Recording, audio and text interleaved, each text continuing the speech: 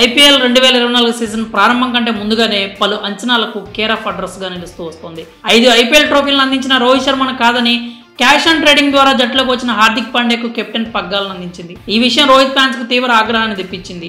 అదీకాక Mumbai franchise తీసుకున్న ఈ నిర్ణయంపై రోహిత్ సైతం అసంతృప్తిలో ఉన్నాడని, త్వరలోనే వేరే జట్టులోకి వెళ్తాడన్న వార్తలు వైరల్గా మారిన విషయం తెలిసిందే. కాగా రోహిత్ కోసం ఢిల్లీ క్యాపిటల్స్ ఫ్రాంచైజీ రాయబారాలు జరిపిందన్న వార్తలు కూడా గుప్పుమన్నాయి. ఈ నేపథ్యంలో రోహిత్ శర్మ షాకింగ్ కామెంట్స్ చేసిన వీడియో ఒకటి సోషల్ మీడియాలో వైరల్గా మారింది.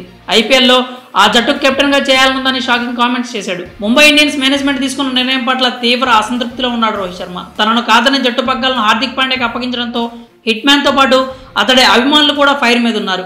ఇక రోహిత్ ను పక్కన పెట్టడంతో అతడు పక్క ఫ్రాంచైజీల వైపు చూస్తున్నట్లు వార్తలు వైరల్గా మారాయి. అంతేకాకుండా ఫిబ్రవరి 22 వరకు ప్లేయర్లను ట్రేడింగ్ చేసుకునే వెసులుబాటును బీసీసీఐ కల్పించింది. దీంతో ఢిల్లీ క్యాపిటల్స్ ట్రేడింగ్ కోసం రోహిత్ శర్మను సంప్రదించినట్లు కూడా ప్రచారం జరుగుతోంది. ఈ నేపథ్యంలోనే ఐపీఎల్ వేలం ముగిసిన వెంటనే ముంబై ఇండియన్స్ ఓ ప్రకటన చేసింది.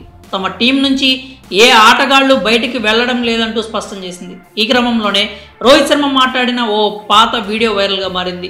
ఆ వీడియోలో రోహిత్ను ఐపీఎల్లో సిఎస్కే, ఆర్సీబీలకు కాకుండా మీకు ఏ జట్టు కెప్టెన్గా చేయాలనుందని యాంకర్ ప్రశ్నించింది. దానికి సమాధానంగా రోహిత్ మాట్లాడుతూ, ఈడెన్ గార్డెన్స్ నా favourite ground, KKR home ground కూడా ఇదే కావడంతోనే ఆ జట్టుకు కెప్టెన్గా చేయాలనుంది అంటూ తన మనసులో మాటను బయటపెట్టాడు రోహిత్. ప్రస్తుతం ఈ వీడియో సోషల్ మీడియాలో వైరల్గా మారింది. కాగా ఈడెన్ గార్డెన్స్ వేదికగానే రోహిత్ టెస్టులోకి 2013లో అరంగేట్రం చేశాడు. తొలి మ్యాచ్లోనే 177 పరుగులతో సత్తా చాటాడు. ప్రస్తుతం ఈ వీడియో వైరల్ కావడంతో నిజంగానే రోహిత్ మరో ఫ్రాంచైజీలోకి వెళ్తాడా అంటూ నెటిజన్స్ కామెంట్స్ ఇస్తున్నారు. మరి ఈ విషయంపై మీ అభిప్రాయాలు ఏంటో కామెంట్స్ రూపంలో తెలియజేయండి.